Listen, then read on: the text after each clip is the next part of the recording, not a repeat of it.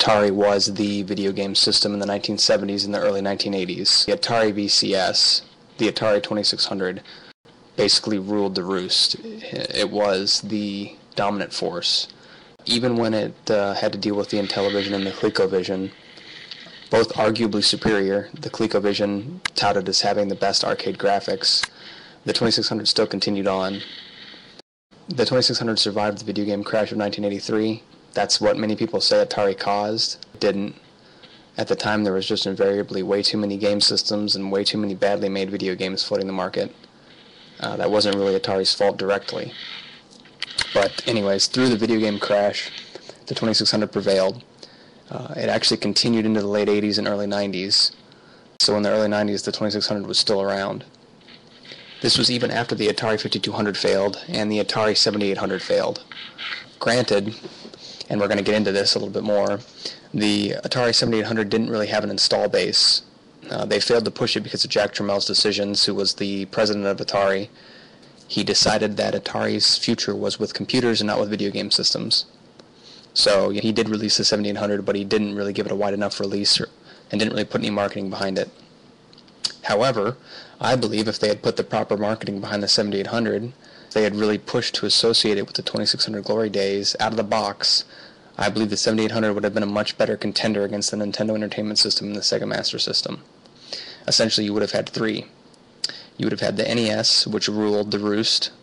You would have had the Sega Master System, which was that other system. And you would have had the 7800. Instead, what you got was NES and Sega Master System. Really, nobody considered the 7800. Now, here's the main point, and I'm going to go into this in a lot of detail. After this period, we get into muddy waters. Basically, Atari's name was still well known in the 80s and the late 80s.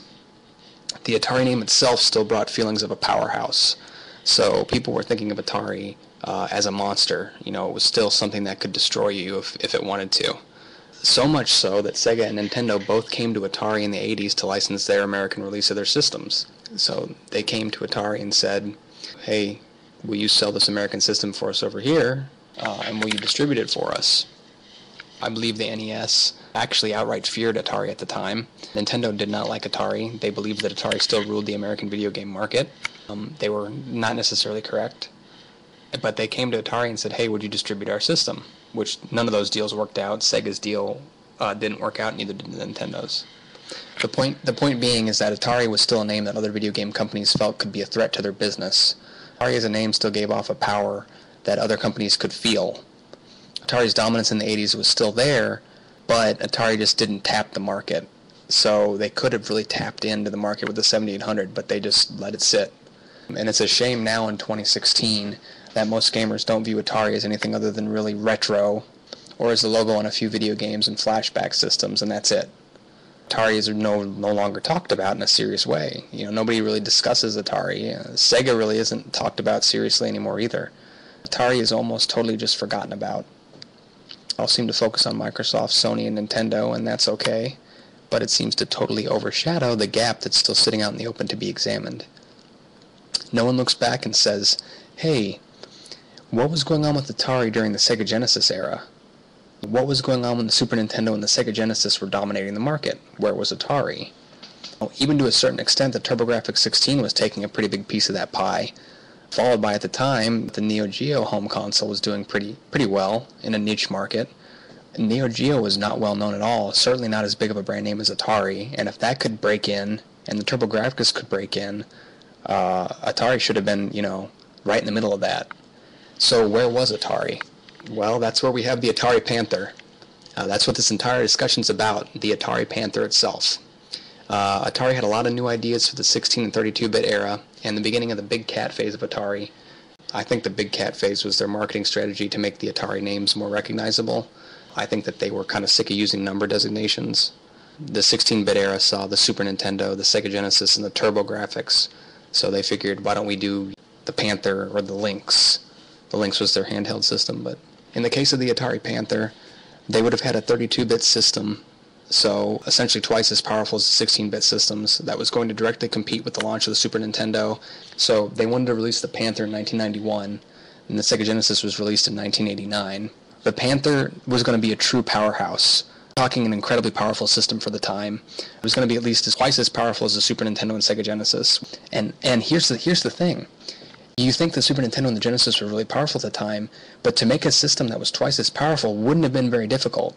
Genesis technology was a cycle behind in 1991, so that's 2 years of research and development, because the Genesis came out in 89, and the Super Nintendo already had a pretty slow processor. I think the Genesis's processor clocks around 7.8 megahertz, and the Super Nintendo's around 3 megahertz. The Super Nintendo's processor was in 91, and it was already slower than the Genesis's. The Genesi, however you say that. And the Super Nintendo was released in 91. So for the Panther to be twice as powerful as the Genesis or the Super Nintendo really wasn't that big of a deal. And in those days, processing power meant a lot. A more powerful processor allowed you to render bigger sprites and more sprites on the screen at the same time and higher resolution without slowdown. So for the Panther to be twice as powerful, I mean, we're talking a very, very impressive system. And this wouldn't have been difficult to do, remember, because the Genesis was shooting for power in 89, and it was powerful. The Super Nintendo didn't really shoot for power, it just shot for more colors and better audio quality. If the Panther wanted to, it could have easily doubled the power. It wasn't an issue. If Atari had put the proper marketing and the proper technology behind the Panther, it looked like they were ready to. Panther could have seriously damaged the Genesis and the Super Nintendo. Could have blown away people, and people could have flocked to the Panther. The console wars we know it, which is, like Sega does what Nintendo don't, and blast processing, and Sonic versus Mario, that whole console war could have been totally different. It could have been a totally different escapade. That could have been an entirely different battle if the Atari Panther had launched in 1991 like was originally planned. We could remember that era of time completely different. Unfortunately, Atari decided to sit out that entire generation, which meant that the 7800, which was released in 1986, would be Atari's only system over the course of 1986 to 1993. That's almost 10 years in a console generation sense. This meant Atari was totally forgotten about. Completely forgotten about. The entire market for video games during that era was Sega and Nintendo. That was it. Much like in the earlier eras, it was all Atari 2600. Now Atari had fallen, and all we had was Sega and Nintendo. Whoever was left over was just picking up the scraps, basically just surviving long enough to become profitable. That was the TurboGrafx. Because of that, Atari was just devastated from brand and market perspective. This is where Atari truly and finally began its descent into damnation. So Atari had already been descending into madness. Skipping the Genesis Super Nintendo war was the final nail in the coffin. Atari had no presence during the most major conflict in gaming history. They really crashed and burned because of that. Sitting the Genesis and Super Nintendo war out destroyed Atari's name brand, essentially. So we didn't get the Panther. What did we get from Atari? Or what did they decide to do? This is one of the things that nobody really talks about or even thinks about.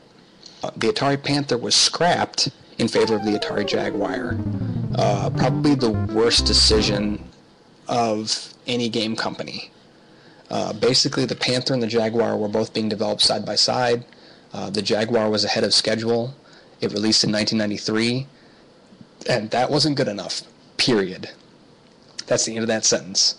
Sorry, but by the time 93 rolled around, the market was not ready for a 32-bit cartridge machine that branded itself as 64-bit.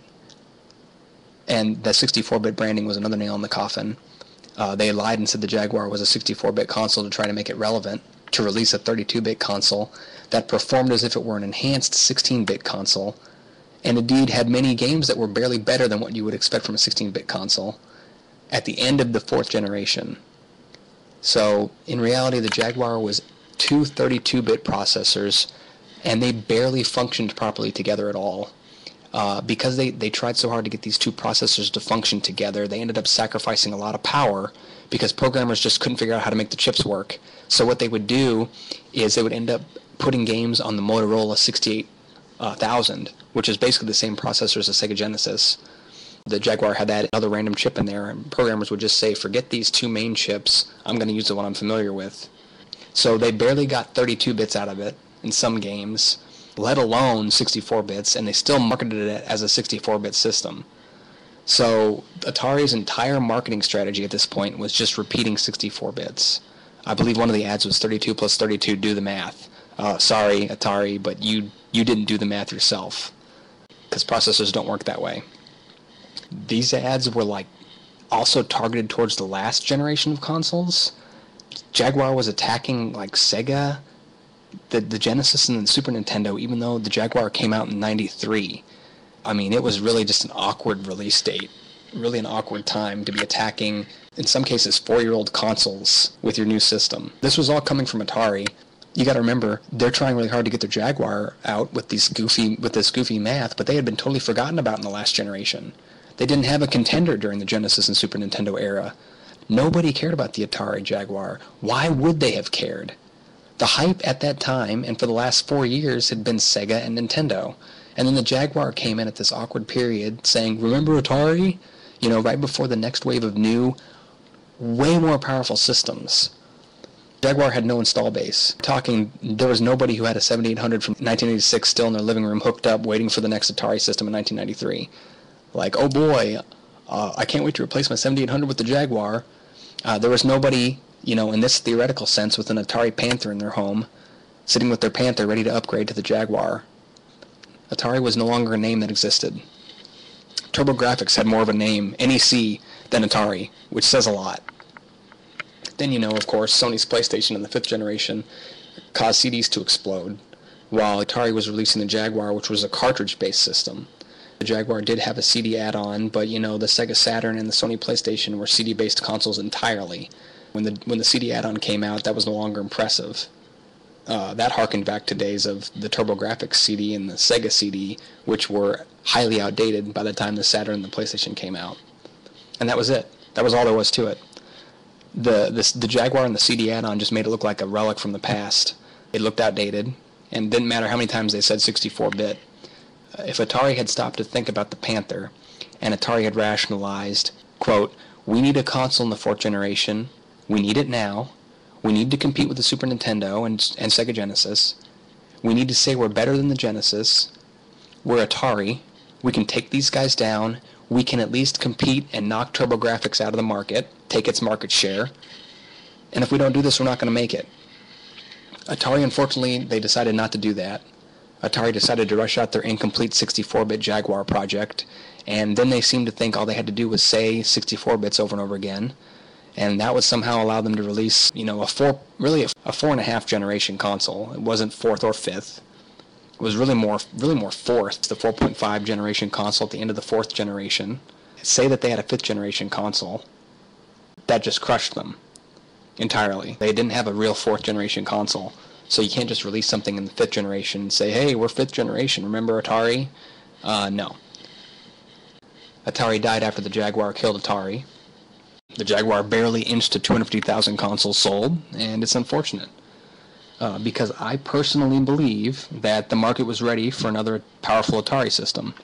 I think that the market was prime for Atari to release a powerful system and to take back some of its throne. I really think Atari could have made an impact on the market if they had just released a stronger 16-bit, 32-bit console in the Panther.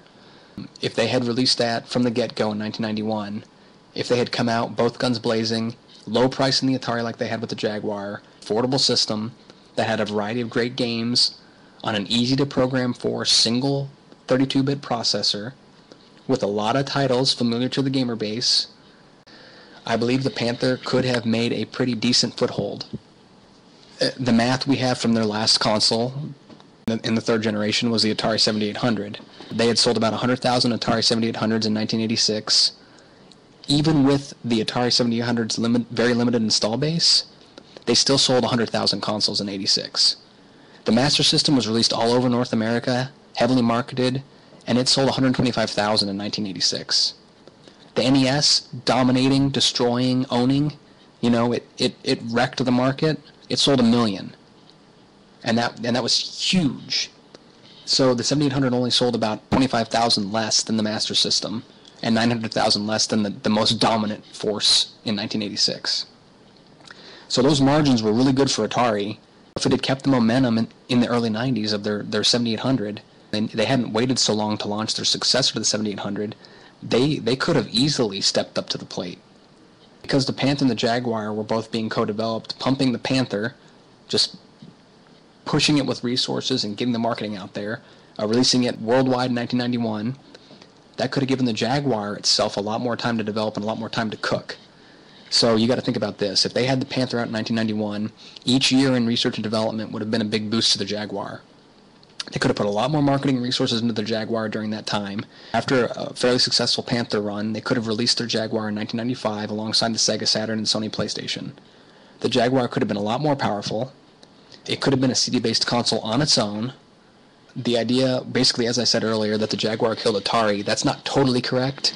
Really, the co-developing the Panther and the Jaguar together and then not releasing the Panther in 1991 is what killed Atari. If they had just released the Panther, it's totally possible that the Jaguar itself and the planned successor for the Jaguar, so they had another console lined up after the Jaguar called the Jaguar 2, which was basically the Jaguar plus the Jaguar CD add-on together in one system. It's totally possible that the Jaguar 2 could have just been the original Jaguar released in 1995. So in 95, we could have just had a CD-based Atari console competing directly with Sony and Sega. Even if it didn't directly compete with the PlayStation and the Saturn, it could have at least had a market share similar to Sega. It may not have been a direct competitor, but it could have at least had some of the market Sega had.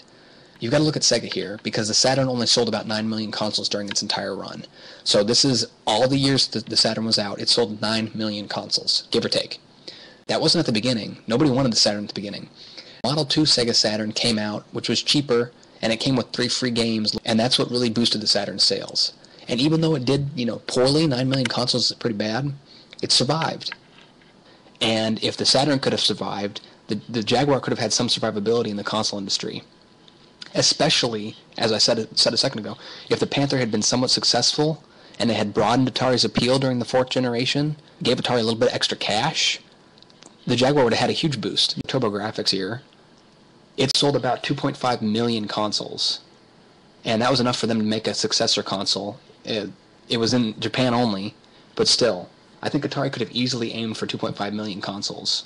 If Atari Panther had sold at least 2.5 million consoles or more, they could have at least had a good base, and if the Panther had the right games and the right power, they could have easily sold more than the TurboGrafx. And like I said, the Panther wouldn't have had to hit very hard, because releasing the Panther wouldn't have taken too many more resources, because it was already co-developed with the Jaguar to begin with. They put a lot of resources into co-developing them, and then they cut off the resources for the Panther, and then they just released the Jaguar. I mean, Atari released basically a very rushed system at a very odd time with very, very outdated technology that didn't work the way they claimed it worked. And they felt the heat from that. I mean, they were essentially obliterated with the Jaguar. They stood no chance against the Saturn, and the Saturn already didn't stand a good chance, and the Saturn didn't stand any chance against the PlayStation. And of course, 1996, we had the Nintendo 64, which also got dominated by the PlayStation, but the N64 was still successful in and of itself. It still had its own, customer base, and they were able to laser focus what their customers wanted, and they sold a lot of systems because of that. They had that brand, again, that Atari could have had. And speaking of Sega, okay, so Sega made a ton of mistakes. They made a ton of mistakes like Atari did, and they died with the Dreamcast. The Dreamcast, like the Saturn, also sold about 9 million units. So if the Dreamcast had sold a few million more, it could have stayed in the race and maintained its profitability. So if the Dreamcast had sold maybe 15 million, Dreamcast could have stayed in the race. The point is here that Sega was able to stay alive during the PlayStation era with the Saturn. By selling 9 million consoles, Sega survived. And I firmly believe that Atari could have at least come up with something as good as the Saturn, if not superior technology-wise to the Saturn, because honestly, that wasn't a very hard job to top. Sony and Nintendo topped the Saturn no problem, and both had systems that were way better received than the Saturn, much higher recognition, much higher positive praise. And really, the Saturn made a lot of the same mistakes the Jaguar did. The Saturn introduced too many processing chips that were too difficult for developers to use together, and the Saturn was also rushed to market, just like the Jaguar. And again, the point is, Saturn survived this. They came up with a superior and highly regarded Dreamcast after the Saturn fumble. So, essentially, I believe the Atari Panther could have created the tree trunk here, which could have created the branch to the Jaguar, which then ultimately could have created that branch to Atari's version of the 6th generation, or Atari's Dreamcast. So Atari could have at least survived quite a bit longer if it had the Panther. And of course, this is all just speculation, but if Atari had been in the race when the PlayStation, Nintendo 64, and Saturn were out, Had we had true four contenders, we can say it would look something like this. For the sake of argument, let's say that in 1989 and 1991, the fourth generation was the Atari Panther, the Sega Genesis, the Super Nintendo, and the NEC TurboGrafx 16. And really, side note, the main reason the TurboGrafx was able to come in, at least I believe, had to at least be in part due to the fact that there was no Atari. So NEC may not have even been there if the Panther was there. They may have seen the Panther and just been like, Atari's in, I'm out. We can't do this. Waste of money, waste of time. So really the TurboGrafx may not even have been around if Atari was still dominant in the fourth generation. Then we move into the fifth generation. Let's say 1995 and 1996. We had the Sega Saturn, the Atari Jaguar, the Sony PlayStation, and the Nintendo 64. Okay? They all duked it out. They survived. Let's say the Sega Saturn sold 9 million, the Jaguar sold 4 or 5. The numbers would have been different because you would have had 4 contenders instead of 3. So now we go into the sixth generation. We can say that the Sega Dreamcast may have faced Atari Jaguar 2. Basically for this, I'm going to call the Atari Jaguar 2 the Atari J2. I like that. I think J2 would have been a great name. So this extra variable, just one extra variable, just the J2, would have totally changed the dynamic of the PlayStation 2 launch, the GameCube launch, and the Xbox launch. We could have also had a main Atari system launch. And it's totally possible that just from the shift of competition, just from the shift of the console war, the Dreamcast could have sold more units. This is theoretical, obviously. Sega could have survived. We could have had a J2 versus Dreamcast. That could have been a war, just like Genesis versus Super Nintendo, with the PS2 coming in later. We could have had the PS2, Dreamcast, and J2 on magazine covers duking it out, bringing more brand awareness and more purchases overall. Even if the sixth generation Atari console, even if J2 hadn't sold very well, I mean, it could have still propelled the competition. So just by its very existence, it could have created more competition. It would have still created a different market share because people who bought the Dreamcast may have not bought it and bought the J2. People might have bought the PS2 and the J2. They might have bought the Dreamcast and the J2 and not bought the PS2. Who knows? I mean, we could have seen an actual war, another console war, between J2, PS2, and Dreamcast. We're going to say that the J2, PS2, and Dreamcast came out in 1999 and 2000. There would have been more consumer awareness in general. The Atari brand as a name, in general, would have still had the meaning of the 70s and 80s behind it, and it would have still drove older and younger generations to that market. Regardless of how well it sold, just the fact that there was an active Atari console that still carried the name and power that it did in the 80s or 90s, in the sixth generation, I mean, that would have been a whole who's going to win. That would have been a whole new war. And competition ultimately drives innovation. I mean, competition and brand awareness is the best possible thing for the video game industry. This industry is going on, 40 years old now from the Magnavox Odyssey, even older. Maybe many of the lessons in video games were learned and taught from the Atari 2600. Cartridges themselves, game design philosophy, action-adventure, platforming, role-playing, all of that was in the Atari 2600. That really was a developer's kit for how to make a video game and how to convey information in a video game. These powerful video game console wars, they're what pushed the fourth generation. Super Nintendo and Sega Genesis were pushed into greatness because of that war, and it's what kept Nintendo alive. That war is still going on. There are still discussions and arguments about the Super Nintendo and the Sega Genesis today. That says a lot about what competition does to the mind and to awareness of consumers. Those heavy marketing ads are going to be with people who grew up in the 80s and 90s forever. Sega does what NINTENDO'Nt. That's stuck. If the J2 and the Dreamcast had been around, PlayStation 2 may not have had a big of an install base or an adoption rate as it had. Could have slowed the momentum of the PS2 in 2000. I mean, who knows what it could have done. It could have done nothing, but I doubt that. As long as the Panther had been around, the Jaguar would have been a more impactful system. Maybe the J2 and the Dreamcast could have changed the dynamic. That could have been the more interesting story. Maybe the Jaguar 2 would have sold 10 million consoles. That could have boosted the Dreamcast up to sell 20 million. The PS2 could have sold even more than it did over its 12, 14-year period. Maybe the Dreamcast, maybe the PS2, and maybe the Jaguar 2, maybe they could have been in a big fight for such a long time that when the Xbox released, it could have sold more. Maybe people would have been sick of the PS2, J2, Dreamcast war by then, and they could have wanted a different system outside that struggle entirely. Just like they did with the PlayStation, really. They were kind of sick of the Sega and Nintendo war, so they went with PlayStation. The PlayStation was huge. It happened with the TurboGrafx 16.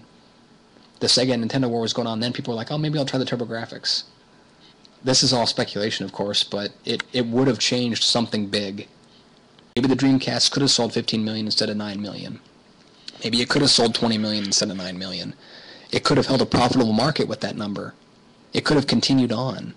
And if it had sold 7, 8, 9 more million units, and the J2 let's say the J2 took Dreamcast's spot and sold 5 or 10 million units, you could have had PS2, followed by Xbox, followed by GameCube, followed by Dreamcast, followed by J2. And then Dreamcast wouldn't have looked so bad anymore. It wouldn't have been last. Or who knows, maybe the J2 could have even been above the Dreamcast. Maybe Atari could have been seen as the real contender. Maybe Sega still would have died, and maybe Atari would have lived. Granted, the Jaguar was not popular. You have to remember what I've been saying is basically the Jaguar was not powerful, it was not marketed correctly, and Atari totally abandoned the market during the Genesis and Super Nintendo era. I mean, that's what allowed NEC to swoop in. And there was a real moment in time when people were saying, what's Atari? There was a moment in time in the 90s when people were just laughing at the Jaguar and the Lynx, which was Atari's handheld. They just thought those were jokes. They didn't take those seriously. People had only seen Nintendo and Sega in the mid-90s. And a lot of this, again, is stemming from Atari just not releasing the Panther. If Atari had just taken a step back and said, you know what, we've got this pretty advanced 32-bit architecture. We're going to go ahead and polish it up and release it. This Panther is truly ready for a 1991 release. Let's get new versions of all our classic games. Let's get Asteroids and all that. Let's release big, beautiful, amazing sprites in 2D like the Genesis and Super Nintendo. Let's get great soundtracks. Let's take all our classic gaming concepts. Let's create some great side scrollers out of those. Let's create some great platform games and even RPGs. How about, a remade version of Adventure based off the 2600 classics? Let's get a whole new generation of kids and adults into our install base and Atari brand. Let's revitalize our old games and show people how awesome Atari is. Take all those awesome Atari hits like Asteroids and Berserk and Centipede and all those games that were great like Missile Command, pump them up, put them into 32-bit, make them amazing. With how powerful the Panther would have been, graphics would have been great. Would have easily rivaled the Neo Geo's graphics, and that had arcade cartridges. Atari should have said, we're going to hold off on the Jaguar. We co-developed it, but we're gonna hold off on it, slow down development a little bit on it. We're probably still going to be able to beat the competition's release date, but we're going to hold off and release the Jaguar in, say, maybe early 1995. We're going to look at what's happening in the shifting marketplace. We're going to look at what's happening with CD technology. They would have seen what Sony was doing, what Sega was doing, and they would have said, okay, here's what we need to do. We're going to need a CD-based console. We're going to have a 32-bit console like the PlayStation, or 64 bits, if they did it properly and figured out how to get the processors running smoothly, not like the Saturn's mess, which they ended up throwing a bunch of processors together and rushing the Saturn out. Atari should have said, we're going to come out quickly with a cheap console to match the PlayStation and beat the Saturn. That immediately would have put them in front of the Saturn if they had a cheaper console that was CD-based, with all our guns blazing. And you know what? Atari could have beat the Saturn. Atari could have beat the Saturn. If Atari had released correctly, they could have beat it, because Sega didn't do well at all with the Saturn. Sega made about every mistake you could have. They made some really poor marketing decisions with the Sega 32X add-on before that, and they failed miserably with the Saturn's marketing and the Saturn net appeal. Atari could have come off of Sega's mistakes, like with the 32X, and they could have ridiculed Sega. Atari could have come out on top. I mean, they could have just stomped Sega. Again, all this is had they released the Atari Panther. Had they gained that fourth-generation marketing awareness, had they held on to a fourth-generation install base with some good games, and had they given their research and development plenty of time to beef up their Jaguar with a year or two of new technology, Atari could have survived. I'm telling you, it could have at least sold comparable to the Sega Saturn. But, this is something we're never truly going to know, and this issue isn't looked at much. It's not even talked about by mainstream gaming audiences. I don't know what the reason is. I'm truly at a loss as to why Atari seems to be so forgotten now. I don't know. I've seen people talk about the Sega Pluto, which was a failed Sega Saturn with a built-in internet modem. I've seen them talk about that more than they've talked about Atari. I've seen them talk about these other failed video game systems like the Sega Neptune, which was going to be a standalone 32X. But I never, ever see the Atari Panther talked about. And so really, the Atari Panther is just kind of lost to the ether. I mean, as far as I know, there was never even a true prototype. There's one development kit out there. It's basically a big black box that looks like a computer case that says Atari Panther on it. There's one diagram for it of what it would have looked like, and there's maybe like 1 or 2 3D models of what it would have looked like. It's very similar to the Jaguar, but much smaller, more compact. It's really sad, to be totally honest with you guys, because the gaming industry and the gaming market could have really used a lesson from Atari. Sega could have used that lesson, and especially Nintendo now with the Wii, the Wii U, and the Nintendo NX. They could have really looked at what Atari did with the Panther and the Jaguar, and they could have taken that into consideration.